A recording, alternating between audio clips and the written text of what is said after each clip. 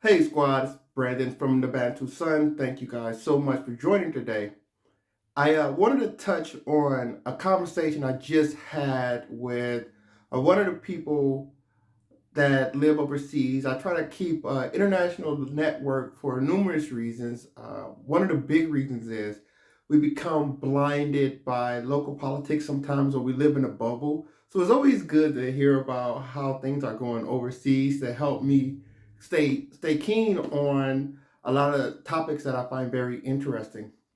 So I was talking to a friend in Kenya, and he reached out and said, "Hey, have you been following the news?" And this one slipped by me, and I said, "No, what's going on?"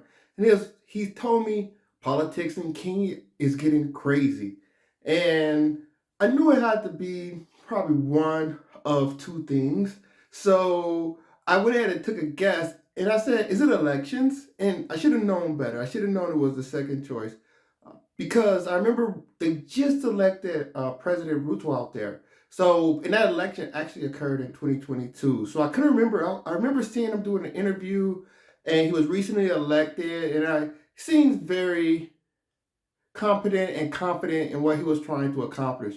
So I should have figured it wasn't elections, but he said no, it's not elections. So then I went immediately to the number two. And when you've been doing this long enough, you whittle down these choices, and especially when it comes to the region. Like if you know if it's Latin America, it's going to be a workers' quarrel. It's going to be political. America is probably going to be things go crazy. It's probably going to be racial.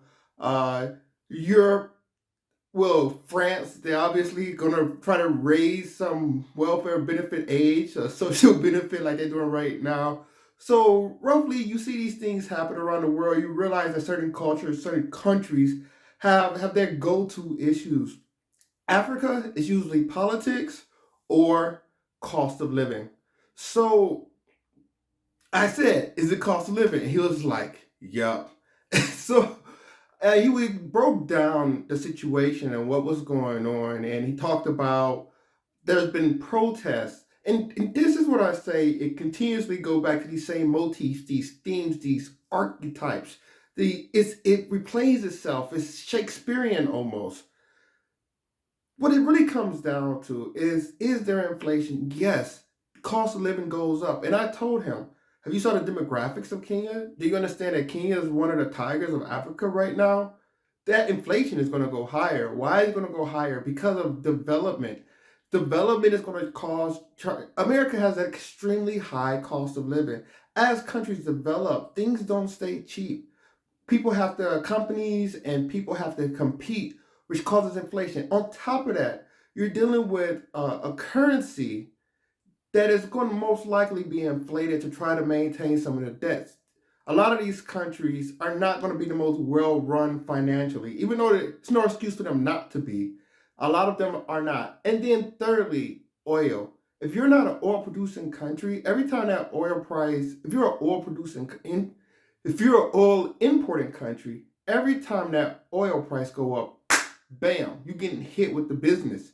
So a lot of countries that don't produce their own oil will have to deal with this. Even some that produce their own oil but export it and import it back in a refined process. So be cognizant of that. So I told him, after he gave me the rundown of everything that's going on, I said it really sounds counterproductive. And I'll tell you why I would say that. Because he was taken aback. He said, "Well, I really hope this leads to a lot of powerful or meaningful changes." And I'm about to tell you why it's not. And the main reason is the Kenyans are feeling the cost of living effect. Fair point. But how do you get that cost of living down? Right now, there's violence in the streets, protests is interrupting day to day business. People are starting to become scared to leave their homes. Police are becoming militant.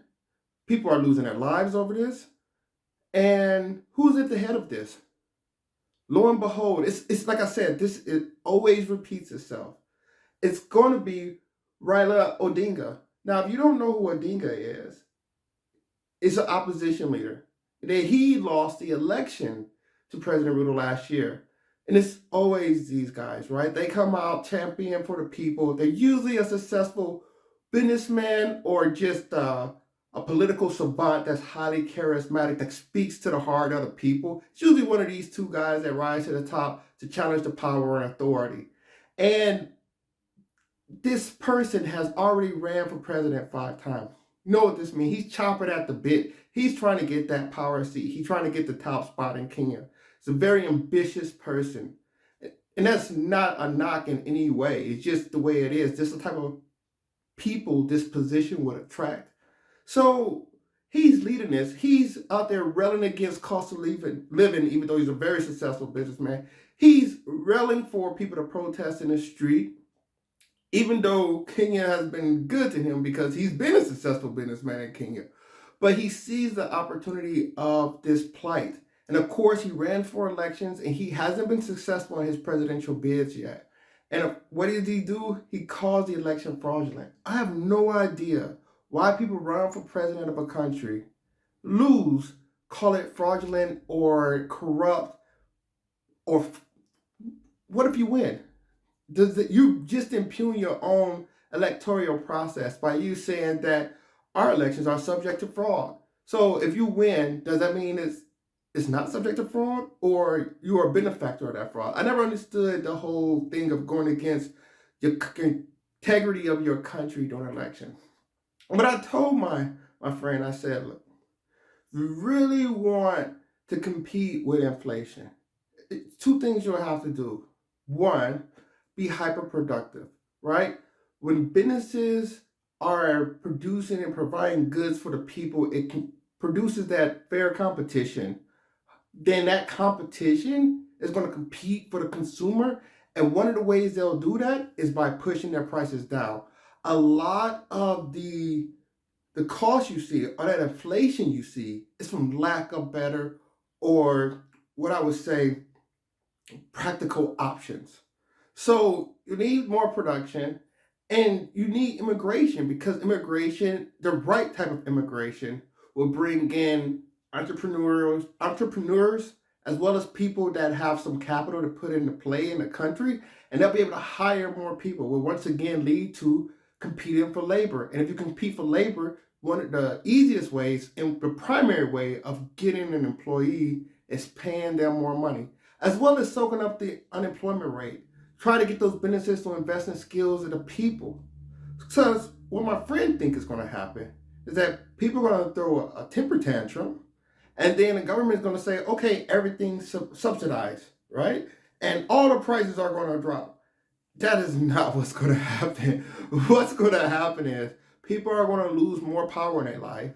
And anything that the government is subsidized, it is probably going to be of shoddy quality. If I had an employee, when I hire that employee for a fixed amount of money, and let's say I try to charge them less for that fixed amount of money, do you think that employee is going to work harder for me? No, the employee's probably going to quit, or he's going to give me a lower quality of performance because he's doing the same work at a lower pay. This is how human dynamics operate. You have to understand economics is a social activity. It's not a mathematical one. You can try to put formulas into it, but people have a trade-off. And if you try to rob them of their trade-off, they're going to rob you of your benefit. So if you tell people, okay, we're going to superficially suppress the price of maize, flour, of gasoline, what's going to happen is people are going to either leave that business because it's no longer profitable, which means you have less producers, or they're going to give you a lower quality. It's not going to be to a true benefit. So you're that's why I consider this counterproductive. So we'll see where things going to land at. I'm going to keep following how things roll out in Kenya. But this is, as I said, Shakespearean.